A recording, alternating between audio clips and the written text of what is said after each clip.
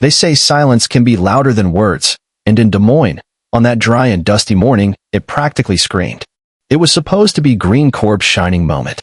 A much-hyped outdoor product demonstration, carefully orchestrated to unveil their newest marvel in agricultural technology, a sleek, AI-enhanced combine harvester that could, theoretically, outthink a seasoned farmer.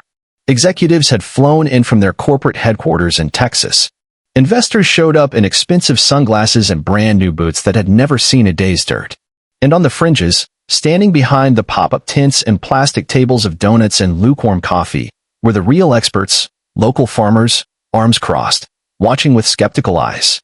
At the center of it all stood Douglas Whitmore, the CEO. Towering in a tailored gray suit, his Rolex glinting in the mid-morning sun, he looked completely out of place amid the gravel, sweat, and dust. He didn't like the heat. He didn't like being behind schedule. And he definitely didn't like the sound of a $1-million machine breaking down in front of potential investors. The combine began its programmed run across the test field. Cameras were rolling. Clipboards were poised. And then a hiccup. A strange mechanical whine shot out, followed by a loud clunk. The massive machine stuttered forward a few more feet, and died. For a moment, nobody moved. You could practically hear the disbelief hang in the air. One investor gave a nervous chuckle. A few of the executives shuffled their feet. Whitmore, however, didn't laugh. His voice cut through the stillness like a whip. What the hell just happened? One of his engineers, mid to late 30s and clearly nervous, jogged over to the control panel. He tapped the screen, unplugged a wire, replugged it, nothing. Whitmore stormed up behind him. This thing cost over $1.2 million, he growled. Why isn't it running? The engineer mumbled something about a software calibration bug, but it wasn't the answer Whitmore wanted. Frustrated, he spun around and pointed toward a nearby group of young farm hands, locals who'd come to help with the setup. "You," he barked, singling out a lanky teenager in mud-stained overalls. "Go find someone who can fix this damn thing. I don't care if it's your uncle, your cousin, or your dog. Just get me someone who knows what they're doing." The kid blinked once, then took a step forward. His voice was quiet but steady. "I can fix it." That single sentence sliced through the murmuring crowd. The CEO narrowed his eyes. "What? I can fix it, sir," the boy repeated. No bravado. Just calm, matter-of-fact confidence. He couldn't have been more than 17, his work boots crusted with dirt, oil smudges all the way up his sleeves. But it was his eyes that caught everyone, sharp, clear, unwavering. Whitmore let out a short, humorless laugh. "Kid," he said, "this isn't some busted lawnmower behind your barn. It's a $1 million machine with integrated AI. And 4D terrain mapping," Whitmore snapped. "Go find someone who didn't fail high school shop class." But the boy didn't move. He just stood there, quietly studying the machine with a kind of focused calm that unnerved the people used to noise and ego. Then he asked, barely above a whisper, "Can I take a look anyway?" Whitmore scoffed and waved a dismissive hand, but the boy's voice had already caught more attention than the CEO realized. Because this wasn't just some curious kid trying to play mechanic.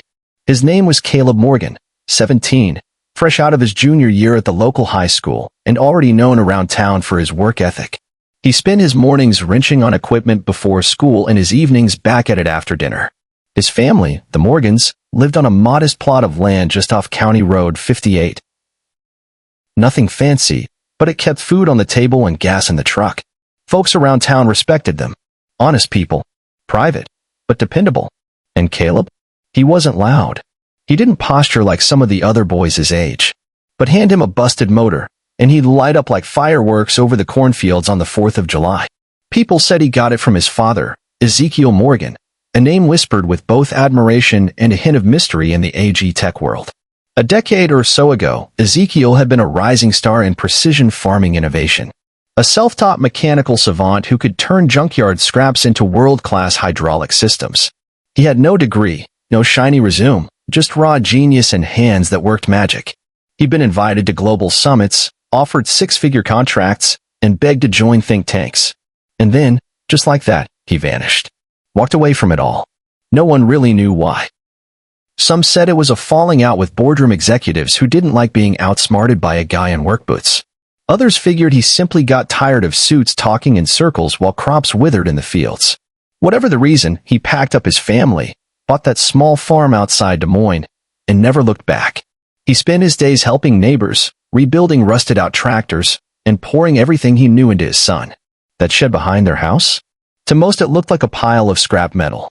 But inside, it was a mechanical wonderland. Workbenches, processors, diagnostic screens, and a half-dismantled combine engine they'd been upgrading together for months. Caleb didn't just mess around with machines, he spoke their language. He could draw hydraulic diagrams from memory. He'd coded firmware updates on a cracked laptop with a missing key. Where others saw wires and circuits, he saw rhythm and balance, like an artist with gears and steel instead of paint and canvas. So when Green Corp's million-dollar AI harvester froze in front of investors, and Whitmore barked at him like a nuisance, Caleb didn't flinch. He didn't shout. He didn't try to prove himself. He simply said, "Can I take a look?" Whitmore rolled his eyes and turned to his assistant. "Fine. Let him play around. Maybe the damn thing will start out of pity." The crowd rustled as Caleb stepped forward. Some smirked. Some whispered. But most just watched, curious now. Because every now and then, a moment comes along where the noise fades, the air tightens, and everyone, even the loudest suits and the cockiest investors, realize they might be about to witness something they don't understand. Some of the older engineers crossed their arms, clearly annoyed by the kid's presence. Others leaned in, curious despite themselves. Caleb crouched beside the massive machine, pulling a multi-tool from his back pocket, nothing fancy, just worn steel and familiarity.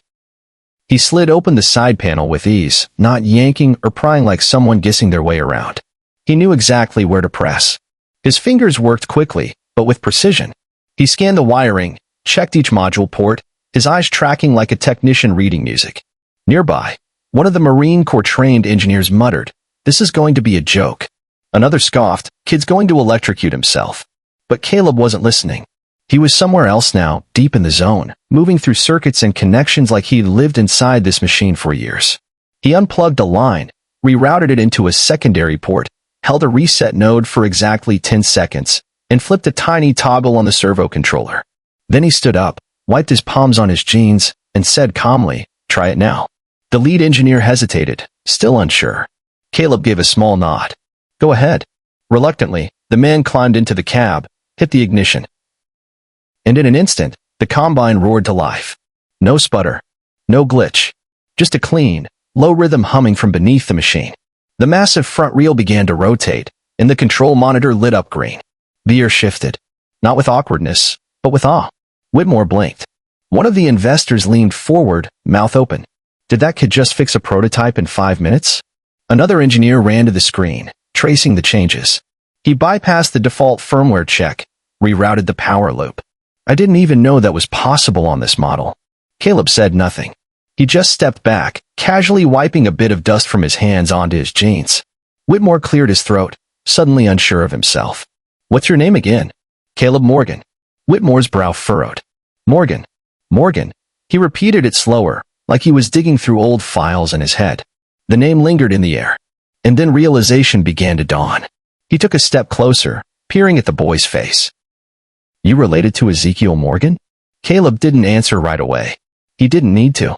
The silence answered for him. A short investor in a golf polo, hedge fund logo stitched over the chest, whispered, "Wait, is he that Morgan?" Another leaned in, equally stunned. "The one who told the Green Corp board to go to hell and walked away? I thought he disappeared."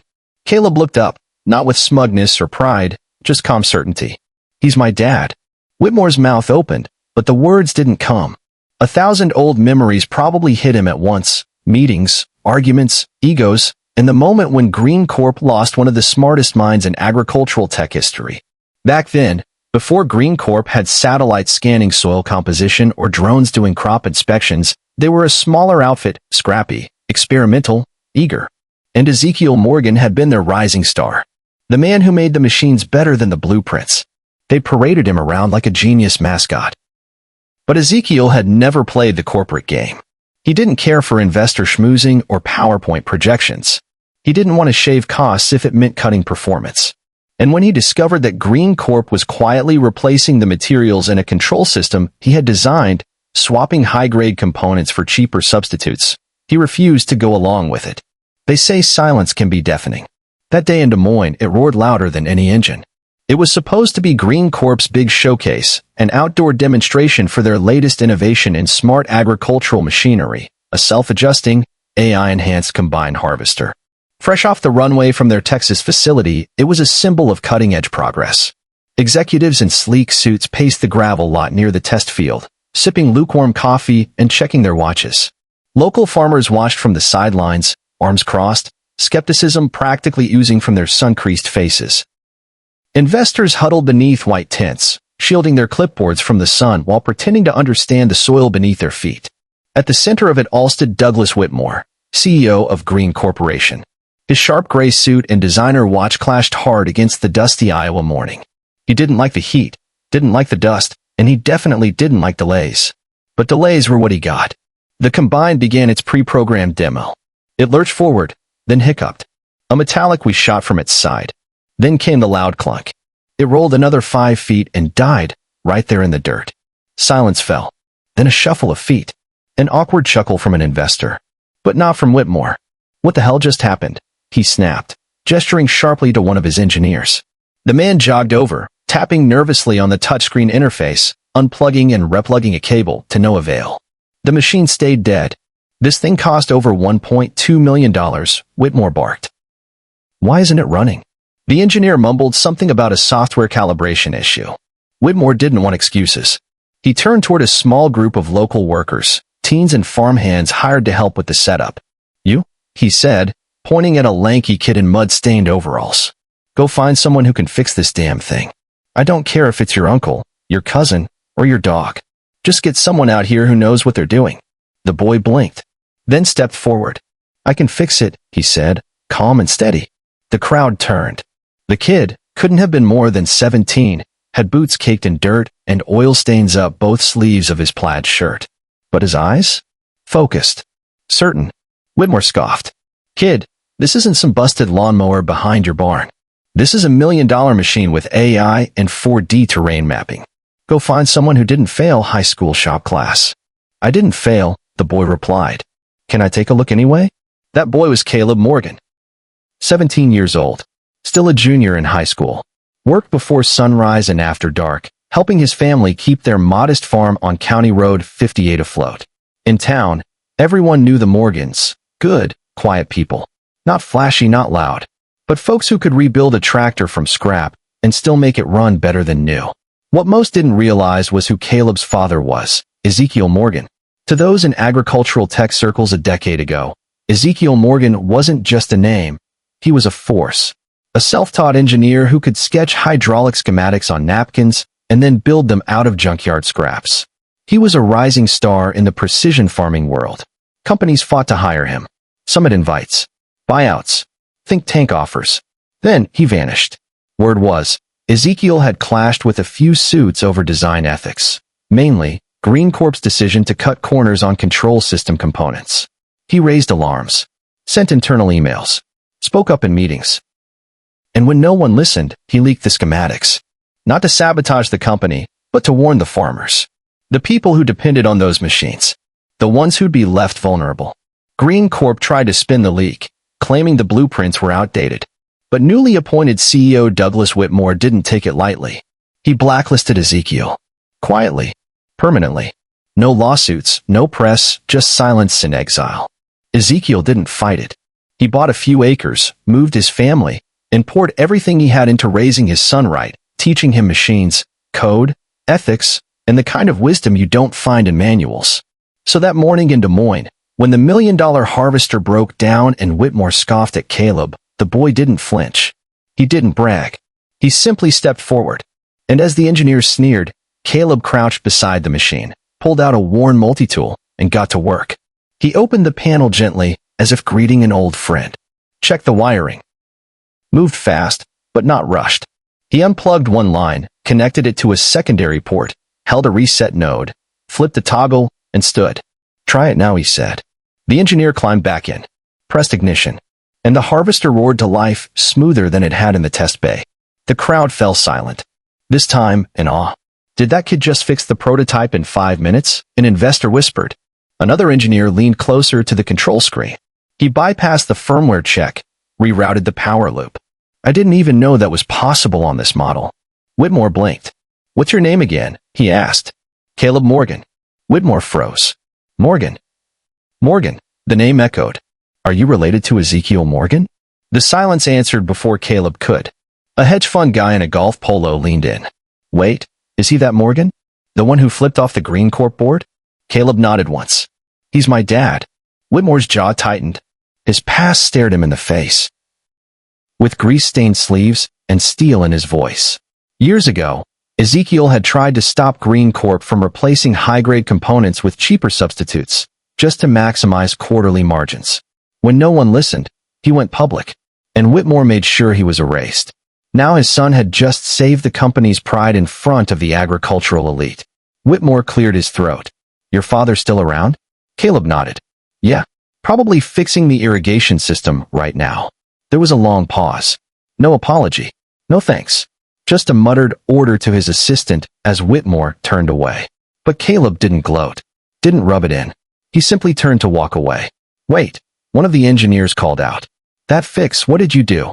Caleb turned, shrugged. There's a voltage drain in your auxiliary relay. In direct sunlight, the heat causes a misread. Machine draws from the wrong port, stalls the OS boot. Logic's reversed in the failsafe. I rerouted it to the manual override. Silence again. Then one of the investors said, amazed, he just explained a firmware-level bug in plain English. Caleb smiled. It's how my dad taught me. If you can't explain it to a farmer with grease on his hands, you don't understand it yourself. And with that, he walked off. Later, when the crowd had shifted back to the now-working combine, Whitmore pulled out his phone. His assistant leaned in. What now? We need to talk to Ezekiel. She raised an eyebrow. You sure? Last time you too. I know what happened last time, Whitmore snapped. Just find a number. An address. Anything. But someone else had already reached him first. Because even though Green Corp had once tried to erase Ezekiel Morgan, his legacy had just rebooted their future. Caleb didn't say much when he texted his dad. Just 2 words. Fixed it.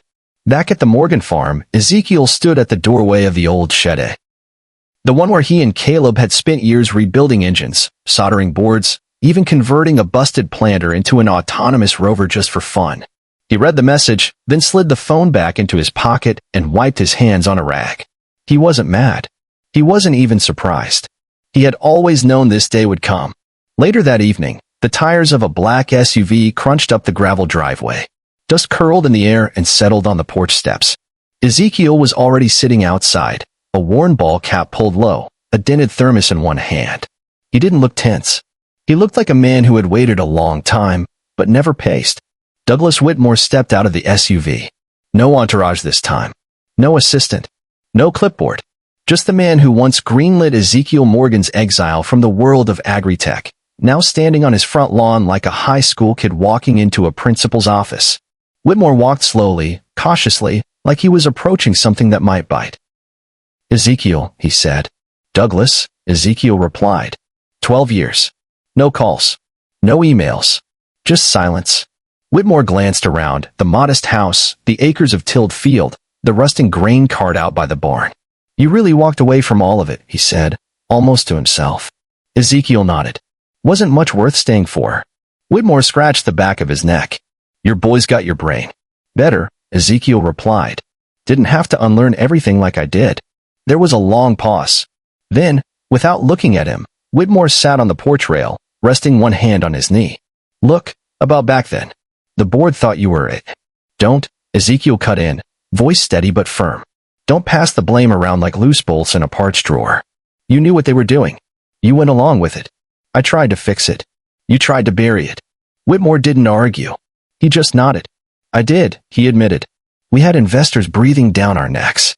I chose profit. Ezekiel didn't smile. Didn't frown either. I know. Whitmore stared out at the field. I didn't expect him to show up today. He didn't show up, Ezekiel said. He just did what was right. Something breaks, he fixes it. Simple. You taught him that. No, Ezekiel replied, sipping his thermos. Life did. Whitmore was quiet a moment, then turned toward him. I want to offer him a spot, he said. Internship, mentorship, maybe even a fast track once he finishes school. Full ride, if he wants to study. He's got something rare. Ezekiel didn't react. Just rocked forward in his chair, slow and steady. Maybe he does, he said. But that's not your decision to make. Whitmore gave a half smile. You gonna stop him? Why would I? Ezekiel stood, stretched his back. He knows what you did to me. He still helped you. I didn't raise him to hold grudges. You raised him better than we deserved. Ezekiel looked Whitmore in the eye. Calm. Unforgiving. Honest. I raised him to know the difference between respect and recognition. But what came next wasn't up to Ezekiel. Because Caleb Morgan had already made up his mind. The next morning, Caleb stood in the same field where it had all happened. The machine was gone, hauled back to Green Corps facility for diagnostics and further optimization, whatever that meant. But the buzz hadn't died down. Word had spread, at the feed store, at the diner, even at church that Sunday. Whitmore had made an official statement that night, calling Caleb a bright young mind with a future in agricultural innovation. He didn't say much more than that, but around here, folks could read between the lines.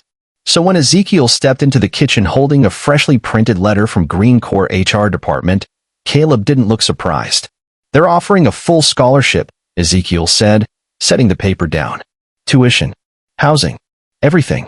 And they want you interning in R&D next summer. Caleb stared at the toast on his plate, untouched and already cold. You want it? Ezekiel asked. Caleb shrugged.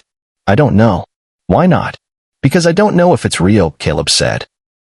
Or if they're just doing it to clean up their image after yesterday. Ezekiel nodded, no sugarcoating. They probably are. That caught Caleb off guard. So you think I shouldn't take it?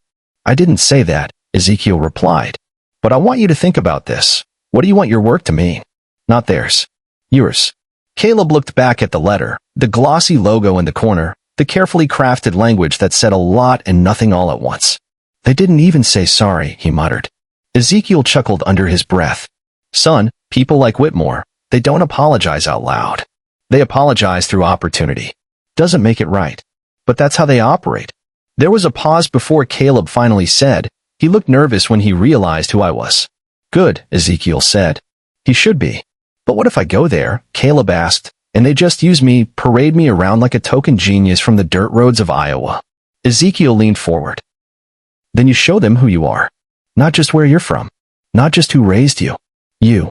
Because the truth is, you fixed that machine in 5 minutes, and they still don't really understand how you did it. He paused. That's power. And they'll need you more than you'll ever need them. That was the first time Caleb smiled all morning. Later that week, he sent in his answer short, polite, clear. I'll accept the scholarship. But I'm coming in as myself, not as your PR campaign. He didn't get a reply right away. But a few days later, a plain envelope arrived. No logos. No seals. Just a handwritten note, barely 2 lines. You earned your place. And maybe I misjudged your father. D.W. Caleb read it once, then slid it into a drawer without a word. That night, while most kids his age were scrolling through their phones or arguing about prom dates, Caleb was back in the shed, rewiring the guidance system on an old Harvester's GPS panel. His dad worked beside him, silent but present. No congratulations. No celebration. Just work. The same way it had always been.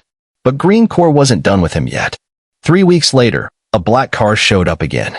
Only this time, it wasn't Whitmore. The man who stepped out looked younger, late 30s, clean haircut, tan blazer, white sneakers. Not from around here, you could tell by the way he glanced at the gravel driveway like it might ruin his shoes. He introduced himself at the fence line. Darius Kinner, he said. VP of Advanced Systems at Green Corps. I'm here for Caleb. Ezekiel just pointed with his chin. He's in the shed. And that's where the next chapter would begin. Throw more shiny things at him, one exec had joked. But Ezekiel didn't move. You'll want to wait until he finishes what he's working on. Darius smirked.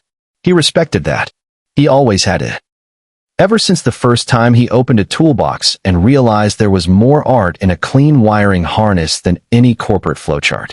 So he waited, watched a few crows picking at the far edge of the field. Mind if I ask you something? He said. Ezekiel shrugged. You can ask. Why'd you never go back? After what happened? You could have taken the payout. Fought the board. Started your own company. Ezekiel looked over toward the shed. I figured, if I built something real, something that lasted, I didn't need to win a fight that didn't matter anymore. Darius nodded like he understood, but not quite. Eventually, Caleb stepped out, wiping grease from his fingers with a familiar rag. You're Darius? Yeah, Darius said, holding out a hand. I saw the demo footage. And the sensor logs. You didn't just patch the error, you improved the routing logic. That change has already been submitted for integration into our next OS update. I wasn't trying to fix Green Core firmware, Caleb replied flatly. I was trying to stop your machine from stalling in the middle of a field. That's exactly why I'm here. Darius reached into his bag and pulled out a folder. Inside, blueprints, wiring diagrams, rough code excerpts. We've got a prototype we're not letting half the company even look at. Next-gen autonomous cultivator. No steering wheel. Full AI guidance. But it needs a brain, not just hands. He held the folder out. I want you on the team. Not next year. Now. Caleb blinked. I haven't even graduated. You don't need a degree when you already know how to teach the people writing the textbooks. Caleb didn't say anything. Ezekiel stepped back, letting his son think. Darius didn't push. It's your call, he said simply. This isn't about PR. I'm not Whitmore. I build things. And I think you're the real deal. He handed the folder to Caleb and turned to leave. Deadline's open. Call me when you're ready. That night, Caleb sat on the porch flipping through the packet. The schematics were raw, unfinished, beautiful. They weren't polished, but they had life. Ezekiel came out with a thermos and sat beside him. You thinking about saying yes? He asked. I don't know. It's everything I ever wanted. Then what's stopping you? Caleb stared out into the field. I don't want to just fix their messes. I want to build something of my own. Something people like us can actually afford. Something that works out here, not just on paper. Ezekiel nodded. Then maybe that's the start of it. Learn how they do it. Take what you need. Leave the rest. Caleb turned to him. Would you go back? If you were me. Ezekiel was quiet a long time. Then finally said, I wouldn't go back. But I'd go forward. Just not blind. Caleb sat with that. The next morning, he called Darius. I'll do it, he said. But only on one condition. What's that?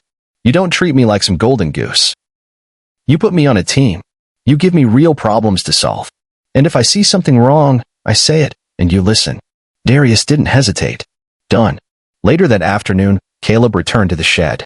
Not to pack. Not to say goodbye. Just to finish what he started. Because one day, when he built his machine, he wanted to make sure it never broke down in the middle of someone else's big moment.